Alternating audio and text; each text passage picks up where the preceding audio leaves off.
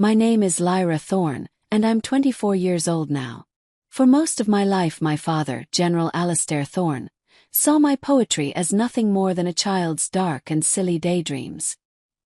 He is a man who measures the world in logistical chains and kill ratios, a man who finds truth in the crisp lines of a map, not in the tangled verses of a poem. He never knew, and I never expected he would, that one of those silly, dark daydreams would save his life. I had to use the one language he never understood, the language of metaphor and shadow, to warn him that the men he trusted most were about to turn his world to ash. Before I tell you how a forgotten notebook and a poem about a dying king unraveled a conspiracy that reached the highest echelons of our government, I'd love to know where you're all watching from in the comments below. And if you've ever felt like your truest self was invisible to the people you loved most, please hit that like button so I know I'm not alone. If you're new here, consider subscribing to join our community of people who understand that sometimes the quietest voices have the most important things to say. Let's get into the story. To understand my father, you have to understand the house I grew up in. It wasn't a home. It was a command post that happened to have bedrooms. The official residence of the commanding general was a stone behemoth of straight lines and cold marble floors, a place where history felt less like a memory and more like a judgment. The walls were lined with oil paintings of his predecessors, grim-faced men with eyes that followed you down the long, echoing corridors. Every surface was polished to a mirror shine, every clock was synchronized to the second, and every day operated on a schedule as rigid and unforgiving as a drill sergeant's inspection. My father, General Thorne, was the living embodiment of that house. Orderly, powerful, and emotionally austere. He loved me, I never doubted that, but it was a distant, bewildered kind of love. He loved the idea of a daughter, but the reality of me, a quiet, pale girl who preferred the company of dusty books to the crisp air of the parade ground, was a strategic problem he could never quite solve.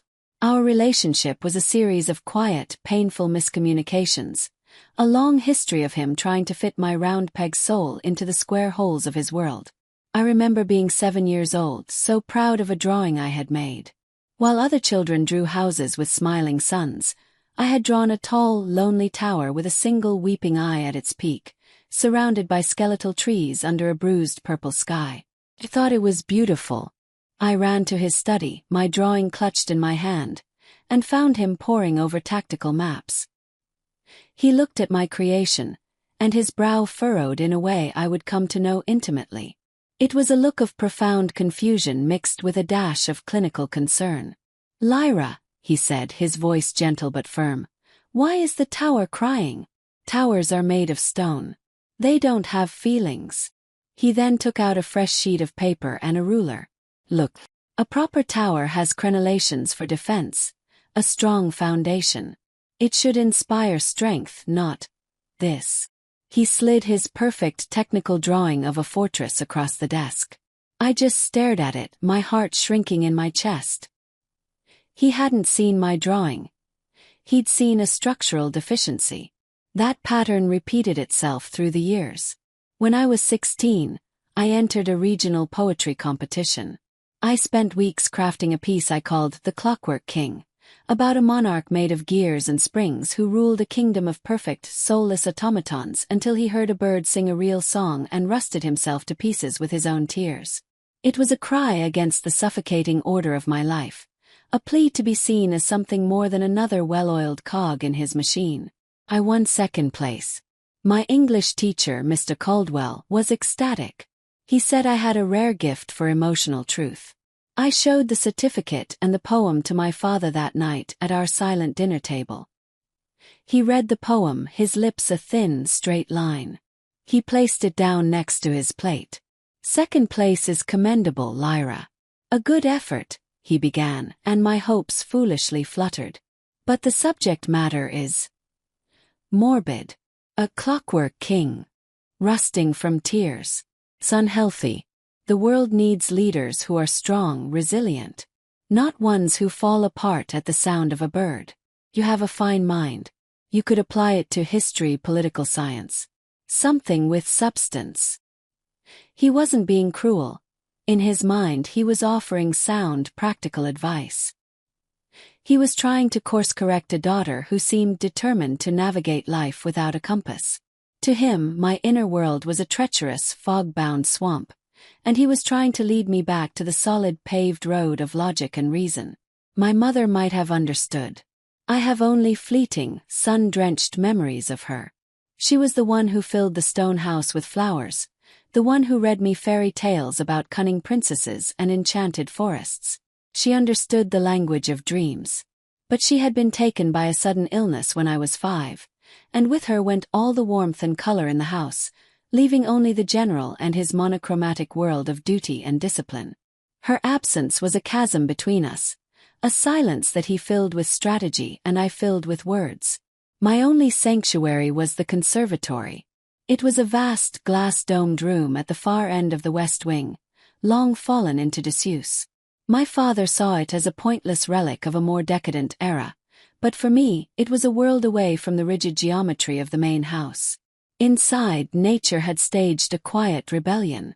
Ivy crept up the iron latticework, and ferns grew wild and untamed from massive terracotta pots. Dust motes danced in the slanted afternoon light, and the air was thick with the scent of damp earth and forgotten blossoms. This was where I wrote, sitting on an old wicker chaise lounge with my leather-bound notebook. Here my shadowed crows and silver rivers felt real. Here I could be myself. The only other person who ever ventured into my sanctuary was Finian, the head gardener. He was a man well into his 70s, with hands as gnarled as ancient roots and eyes that held a quiet, patient wisdom. He had served in my father's regiment as a young man, long before he'd traded his rifle for a trowel. He never said much, but he understood things others didn't. Sometimes he would leave a single, perfect flower for me on the table next to my chaise lounge. One day, it was a black Baccarat rose, its petals the color of deep, dried blood. "This one looks like it grew right out of one of your verses, Miss Lyra," he'd said with a small, knowing smile. He never called my work morbid or unhealthy. He once saw a line I'd written, "The patient siege of roots against the stone," and he'd nodded slowly. "There's a strategy in that," he'd said. "A quiet one. But it always wins in the end." Finian was the only person in that entire fortress who saw the architecture in my decorations. The event that would change everything was the Unity Gala. It was to be the crowning achievement of my father's long career. For 2 years, he had been negotiating a landmark treaty with a coalition of Eastern nations, a delicate and complex dance of diplomacy and military deterrence. The gala was to be the grand celebration, a televised affair with foreign dignitaries, ambassadors, and the highest-ranking officials in our nation. My father was practically vibrating with a stern, controlled pride. He saw the treaty as his legacy, a monument of peace built with a lifetime of strategic pressure. And, of course, he expected me to be there. "Lyra," he'd said one evening, his tone leaving no room for argument, "I need you to make an effort for this one. No hiding in the library. Wear the dress your aunt sent. Mail. Talk to people. Just for one evening, try to be a part of this world. A part of his world. A world where I felt as alien as a ghost at a feast." The week leading up to the gala was chaos. The house swarmed with staff, security personnel, and protocol officers. The air, normally still and silent, buzzed with a frantic, stressed energy. At the center of it all, moving with an unnerving, predatory grace, was Major Kalen. He was my father's most trusted aide-de-camp, a man with a chiseled jaw, cold, intelligent eyes, and a reputation for ruthless efficiency. My father saw him as the son he never had, the perfect soldier, ambitious, disciplined, and utterly loyal. I had always found him unsettling. He had a way of looking at you, a smile that never quite reached his eyes, that made the hairs on my arms stand up. He treated me with a cloying, condescending courtesy that was somehow more insulting than outright dismissal. "And how is our little poetess today?" he would ask, his voice dripping with false charm. "Dreaming up any new tragedies for us?" He saw me as a harmless, eccentric child, a triviality to be patted on the head and ignored. It was an assessment he would come to regret. The day of the gala, the house was unbearable. The pressure to perform, to be the general's normal daughter, was suffocating. I fled the noise and the endless fittings for a quiet, forgotten place. A small, recessed alcove behind a tapestry in the hallway that ran parallel to my father's private study. I used to hide there as a child. No one ever knew about it. The study was supposed to be soundproofed, a secure room for sensitive conversations. But I knew something the security teams didn't. A few months prior, an old ventilation duct had been serviced, and the workman had inadvertently created a strange acoustic flaw. If you sat in that specific alcove, the polished brass of the vent cover acted like a crude microphone, carrying conversations from inside the study with perfect, whispered clarity. I was curled up with a book, trying to lose myself in someone else's story, when I heard voices. My father was out, reviewing the final security arrangements on the grounds. It was Major Kalin. And another man. His voice a low, sibilant hiss with a thick Eastern accent I recognized as belonging to Ambassador Borislav, the lead negotiator for the Eastern Coalition. My blood ran cold. They were not supposed to be in my father's private study. I held my breath, pressing my ear closer to the vent. "The arrangements are all in place," Kalin said. His voice stripped of its usual charm, now flat and cold as steel. "The artillery crew for the midnight salute has been swapped. My men are in place. They think it's a special honor. And the instrument," Borislav hissed. "It is reliable." "Perfectly," Kalin replied. "A standard blank shell casing, but packed with a custom-forged fragmentation charge and a precise amount of semtex. To the inspectors it looks like a ceremonial blank. But when it fires it will be anything but. The scepter will be delivered." Scepter. My mind snagged on the word. It was the code name for their joint proposal during the treaty negotiations, the one my father had rejected in favor of his own terms. "He will be on the main balcony for the chimes of midnight," Kalin continued, "standing directly in the line of fire of the 11th cannon.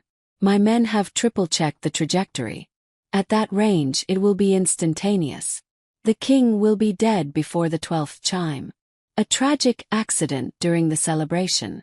In the ensuing chaos, the coalition will invoke the treaty's instability clause. With Thorn gone, our government will panic, and your faction will step in to ensure stability. You will get everything his treaty denied you." "And you, Major?" Borislav asked. "What of your reward?" "I will be the hero who restores order from chaos," Kalin said, his voice tight with a lifetime of resentment. "Thorn held me back, always saw me as a tool, never a successor. I will take what is mine. This is my coronation. The king. The coronation. The scepter. The 11th cannon. Midnight." The words hammered into my brain. I felt the blood drain from my face, a cold terror seizing my limbs, rooting me to the spot. These men, my father's most trusted aide and his celebrated diplomatic partner, were planning to murder him. Tonight. In just a few hours. I sat there in the darkness behind the tapestry, my heart pounding a frantic, silent rhythm against my ribs, the world as I knew it fracturing into a million pieces. They continued to speak, hashing out the final details of their escape and the transfer of funds, but their voices became a dull roar in my ears. My mind was stuck on a single, paralyzing thought. No one would ever believe me. I was just the general's strange daughter, the girl who wrote morbid fantasies. An accusation like this, leveled against a decorated major and a foreign ambassador, would be seen as the ultimate, unforgivable flight of fancy. My own father would be the first to dismiss it. And in doing so, he would be signing his own death warrant. The moment their footsteps faded down the hall, I scrambled from my hiding place and ran, not to the guard post, not to my father's office, but to the only place I felt safe, the conservatory. I collapsed onto the wicker chaise lounge, my body trembling so violently I could hear my teeth chattering. The air, usually so calming, felt thick and suffocating. Panic was a physical thing, a cold hand squeezing my throat. My mind raced, presenting and discarding options with frantic speed. I could go to the head of the household guard. But Kalen had just said the crew was his. He commanded these men. For all I knew, the entire detail was complicit. Going to them would be like a lamb reporting a wolf to the rest of the pack. I would be silenced before I could even speak to my father.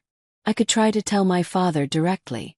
I played the scene out in my head, a horrifyingly vivid and predictable drama.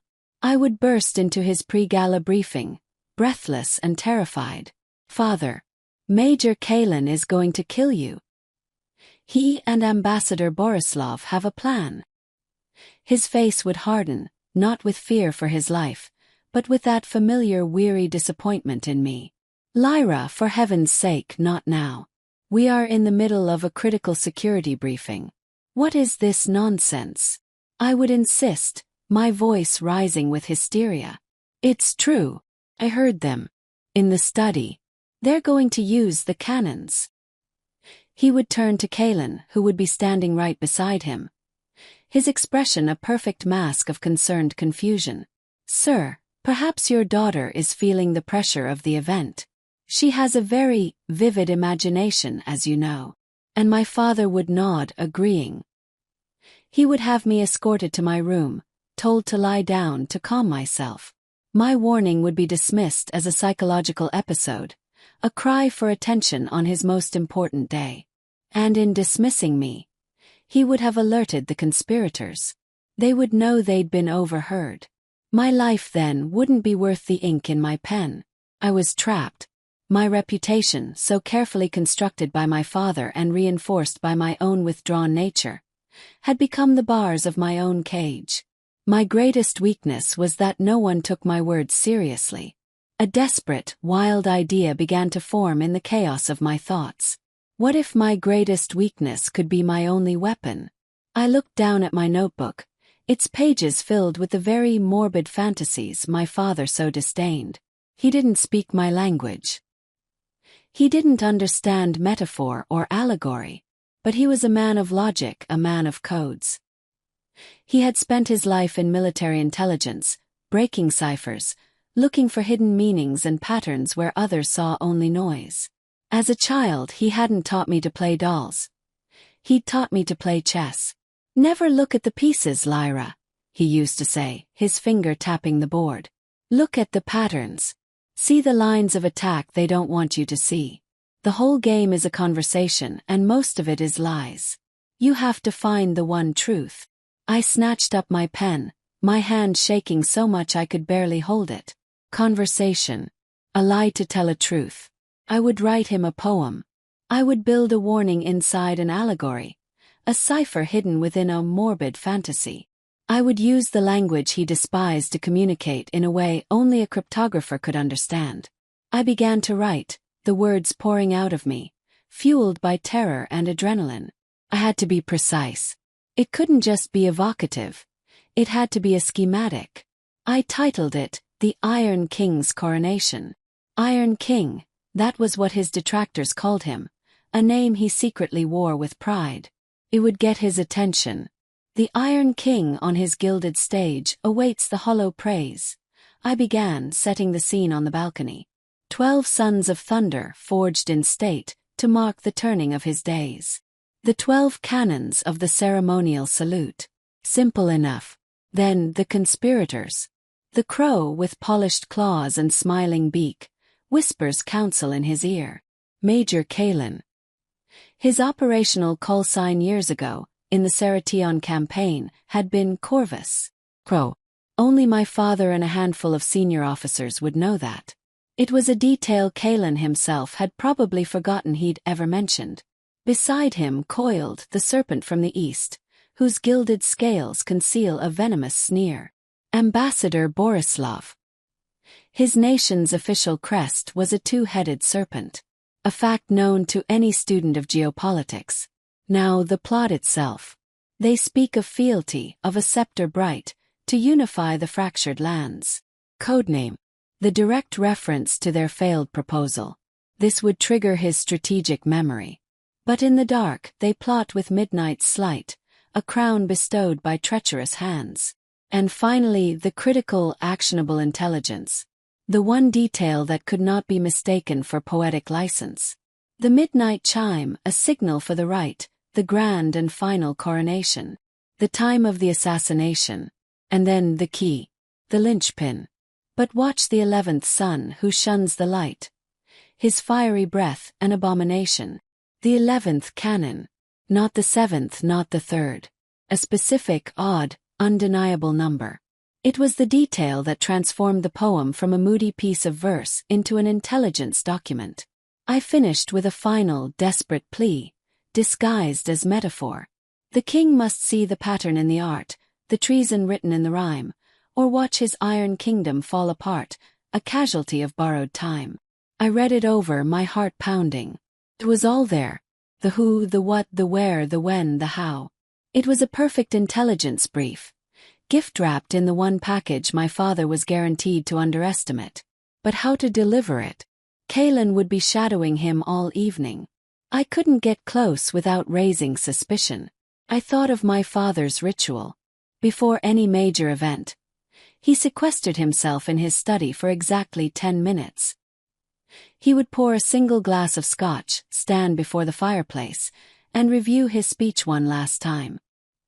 His program for the evening's events would be placed right on the corner of his desk. It was his moment of absolute private focus. I needed an accomplice. I needed Finian. I carefully tore the page from my notebook, folded it, and tucked it into a spare copy of the gala's official program, a heavy cardstock booklet embossed with a state crest. I ran from the conservatory, through the service corridors to avoid the bustling crowds, and found him in the potting shed, sharpening a pair of shears. He looked up as I burst in, his calm expression shifting to concern as he saw the state I was in. "Miss Lyra, are you all right? You look like you've seen a ghost." "Worse," I breathed, pressing the program into his gnarled hand. "Finian, I need you to do something for me. There is no time to explain, and you must not ask any questions. You have to trust me." My voice was trembling, but my eyes held his. "At precisely 10:45, I need you to go to my father's study. His valet will have just left. Place this program on his desk, right next to the crystal decanter. Do not let anyone see you. If anyone stops you, tell them the general requested an updated copy. Please, Finian." I gripped his arm, my desperation flowing through my fingers. My life depends on it. And so does his. He looked from my terrified face down to the program in his hand. Finian was a simple man in many ways, but he had been a soldier. He knew the look of someone who had seen the enemy. He had seen the way Major Kalen watched the general, with an ambition that curdled the air. He simply gave a slow, firm nod. "The desk. Next to the decanter. 10:45. I understand, Miss Lyra." He slid the program into the inner pocket of his worn tweed jacket. Relief, sharp and painful, washed over me, but it was fleeting. The message was now in transit. The most dangerous part of the evening was about to begin. I had to attend the gala. I had to wear the silk dress that felt like a shroud and the pearls that felt like a noose. I had to walk into that grand ballroom, a cavern of glittering chandeliers and false laughter, and act normal.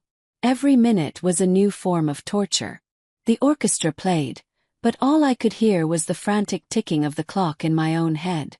I accepted glasses of champagne I couldn't drink, my throat too tight with fear. I smiled until my face ached. From across the room, I watched the main players move across the chessboard. My father, the Iron King, stood proud and oblivious, accepting congratulations, his hand resting on the shoulder of the man who was about to murder him. Major Kalen, the Crow, was the image of loyalty, his smile sharp and predatory, his eyes constantly scanning the room, missing nothing. He caught my eye once and gave me a small, dismissive nod, the kind one gives to a piece of furniture. It sent a fresh wave of ice through my veins. Ambassador Borislav, the serpent, glided through the crowd, his movements smooth and reptilian, his whispers finding the ears of influential guests. At 10:50, I saw Finian emerge from a service door at the far end of the ballroom. He was carrying an empty tray, trying to look inconspicuous. He met my gaze from across the 100 feet of polished marble and gave me a single, almost imperceptible nod. My heart leaped. The package was delivered. The first part of my desperate gambit was complete. Now there was nothing to do but wait and pray that my father, for the first time in his life, would choose to truly read his daughter's words. The clock on the grand mantelpiece read 11:20. 40 minutes until midnight. 40 minutes until I knew if I had saved my father or simply written his epitaph. The air grew thick, each second stretching into an eternity, the cheerful music of the orchestra a mocking counterpoint to the silent scream trapped in my chest. At precisely 10 minutes to midnight, General Alistair Thorne excused himself from a conversation with the Minister of Defense and walked toward his study. He felt a familiar surge of pride mixed with a low-grade irritation. The gala was a resounding success, his treaty the talk of the nation. But Lyra, his own daughter, had been a ghost all evening, flitting at the edges of the room with a haunted look in her eyes. When he tried to speak with her, she'd merely stared at him, her lips pale, and muttered something incomprehensible before melting back into the crowd. He sighed. She was a puzzle he'd long since given up trying to solve. He just wished for one night she could have put aside her strange moods. He entered the study, the heavy oak door clicking shut behind him, sealing him in a cocoon of silence. The room was his sanctum, all dark wood, worn leather, and the faint scent of cigar smoke and old paper. He walked to the mahogany desk, his movements economical and precise. He saw the official gala program placed exactly where it was supposed to be. Tucked inside was a sheet of paper, folded neatly, covered in Lyra's spidery, unmistakable handwriting. A fresh wave of annoyance washed over him. Not now, Lyra. Not tonight. It was probably another one of her gloomy poems, another dispatch from the strange, shadowed country of her mind. He was tempted to sweep it into the wastebasket, to not let her melancholy intrude on this night of triumph. But it was from his daughter. With a weary sigh, he picked it up. The Iron King's Coronation. He read the title and his lip curled slightly. Course. How dramatic. He scanned the first few lines, his mind only half engaged. Gilded stage. Hollow praise. 12 sons of thunder. It was exactly as he expected. Her usual morbid, overwrought imagery. He was about to crumple the paper in his fist when a single phrase snagged on the hooks of his military mind. The 11th son who shuns the light. He stopped. His hand froze over the wastebasket. Why the 11th? It was so specific. In poetry, you'd use a more symbolic number. The 3rd for betrayal. The 7th for luck. The 13th for misfortune. But the 11th? It was a tactician's number. A logistical designation. It was devoid of poetry. It was data. He thought of the 12-gun battery on the East Lawn, positioned for the midnight salute. The 11th cannon. Suddenly his perspective shifted. He straightened up, the weariness vanishing, replaced by the razor-sharp focus of a commander on the battlefield. He wasn't a father reading his daughter's fantasy anymore. He was a cryptographer looking at a coded message. He smoothed the paper out on his desk and began again, but this time he was not reading. He was deciphering. The crow with polished claws and smiling beak. Kalen. Had to be. He dredged up a memory from the Serration campaign, a decade ago. A dusty command tent, the smell of canvas and sweat. They'd needed short-range call signs for an operation. His intelligence officer was Owl. His forward scout was Kestrel. And his ambitious young aide, Major Kalen, had chosen Corvus, the Latin for crow, a detail buried under 10 years of service. A detail Lyra could not possibly know through conventional means. Beside him coiled the serpent from the east, Ambassador Borislav Tweezy. His nation's crest was a serpent. It was on their flag, their currency. But it established a pattern. The poem wasn't just metaphor, It was designation. They speak of fealty, of a scepter bright. His blood ran cold. Operation Scepter. The code name for the counter-proposal Kalin and Borislav had jointly presented 2 months ago. A proposal that would have given the Eastern Coalition strategic control of the Northern territories. A proposal he had flatly rejected, embarrassing them both. He had thought it was just aggressive diplomacy. He had been a fool. The pieces didn't just fall into place. They slammed together with the force of an artillery shell. The poem was not a poem. It was a field report. The most urgent and terrifying field report of his life. And it was written in a language that would have bypassed every single one of his intelligence analysts and security officers. It was written for an audience of one. In that horrifying, clarifying moment, he didn't just understand the plot. He understood his daughter. He saw with blinding shame all the years he had looked at her and seen only strangeness, only a deviation from the norm. He saw the lonely little girl with the drawing of the crying tower and finally understood she wasn't drawing a building. She was drawing a feeling. His feeling. The loneliness of command. He saw the teenager with her poem about the Clockwork King and realized she was describing his life, his world, with a terrifying and empathetic clarity he himself had never managed. Her morbid fantasies were not fantasies at all. They were observations, analyses, threat assessments. All this time, while he had been looking at the world through the crosshairs of a rifle scope, she had been looking at it through a lens that saw the hidden machinery beneath. He glanced at the clock on the mantelpiece. It was 11:55 p.m. There was no time for panic. Panic was a luxury for other men. His training took over. He ignored the house intercom, which Kalin's men surely monitored. He strode to a bookshelf and pulled a thick volume on the Punic Wars. Behind it was a small, hardened steel plate with a single, flush-mounted keypad. This was his ghost line, a direct, encrypted link to the one unit that answered to no one but him. His Praetorian Guard, a small, elite personal security detail commanded by Captain Eva Rostova, a woman whose loyalty was absolute. He punched in the code. She answered on the first tone. Rostova. No preamble. Captain, he said, his voice level, betraying none of the chaos raging in his chest. Code black. I repeat, code black. Objective is the East Battery. Ceremonial salute. The 11th artillery piece is armed with a live, high-explosive round. Target is my position on the balcony. Disarm it. Now. Sir, was her only immediate reply. Secondary objective, he continued. His eyes fixed on the door. Detain Major Kalin and Ambassador Borislav. They are the conspirators. Use Protocol 7. I want them taken quietly, no public scene. They will be in the ballroom near the North Terrace doors. Oh. Now.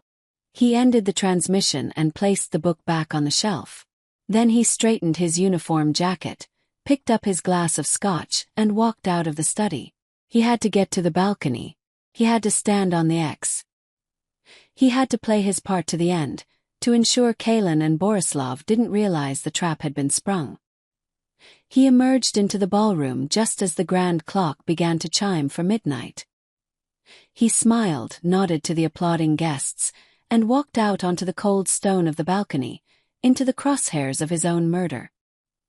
He could see Kalin in the crowd below. His face turned upward, a mask of triumphant anticipation. He saw Borislav raise a glass in a mock toast.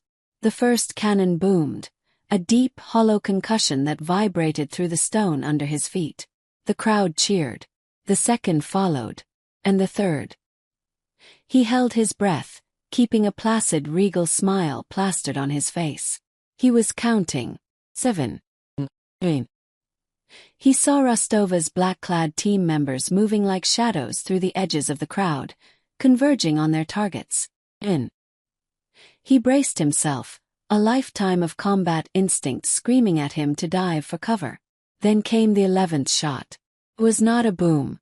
It was a dull, metallic thump, followed by a fizzle of smoke. Dead. The sound of a firing pin striking a disarmed charge. He saw the flash of utter confusion on Kalen's face, a split second of disbelief before it morphed into the stark, primal terror of a man whose perfect plan had just disintegrated. That terror became pure panic as he saw Captain Rostova and her team appear as if from the very air, surrounding him and the ambassador, their sidearms drawn but kept low, out of the main line of sight of the guests. The 12th cannon fired its blank, a loud, celebratory punctuation mark to the quietest, most successful counter-espionage operation of his career. The party continued, most guests oblivious to the silent drama that had just unfolded. The music swelled again. But my father wasn't listening. His eyes scanned the vast, crowded room until they found me. I was standing near a pillar, my hands clenched at my sides, my face ashen. And for the first time in my entire life, the look he gave me held no confusion, no disappointment, no pity. In his eyes I saw shock and awe, and a profound, shattering understanding. In that moment, he wasn't looking at his strange, fragile daughter.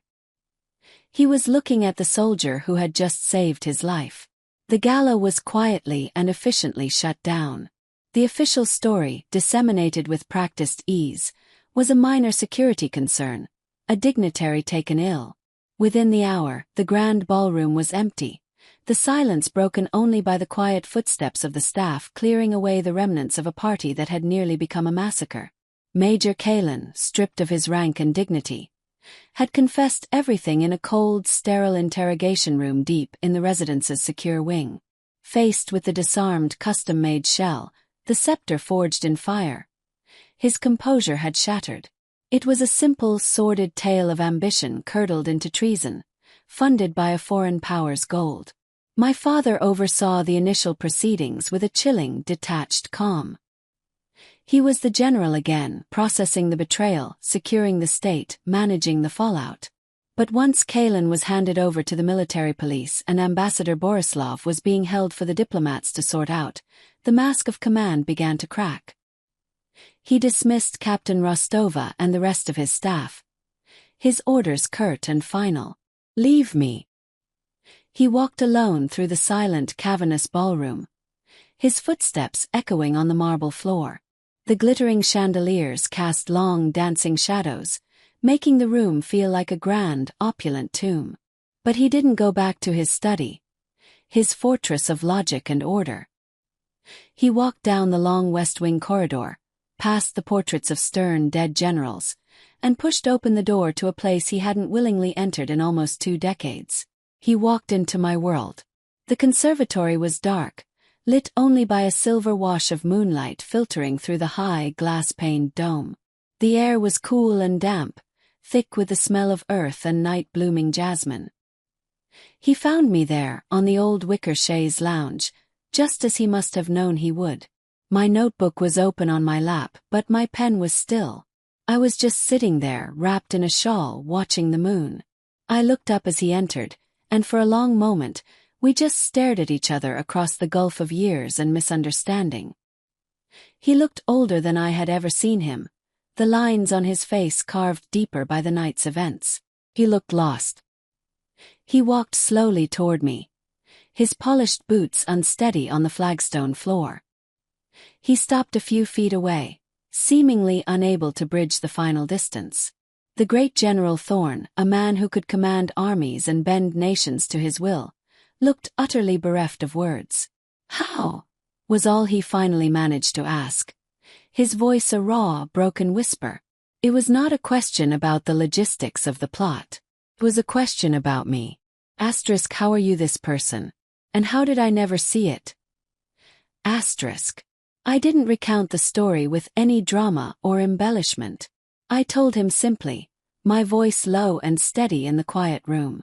I told him about the acoustic flaw in the vent, about the words I'd overheard. I told him why I knew a direct accusation would fail, why he himself would have been the first to dismiss it. "I had to speak to you in a language you would understand," I explained, my eyes on the pages of my notebook. "Not the language of a daughter to a father, because you've never quite learned to hear that. I had to speak to you as one strategist to another." He flinched, the truth of my words a palpable hit. "You taught me to look for patterns, father," I continued, my voice softening slightly. In chess, in history books, you always said to look past the noise and find the signal. I use different words for them. You see troop movements. I see the migration of shadows.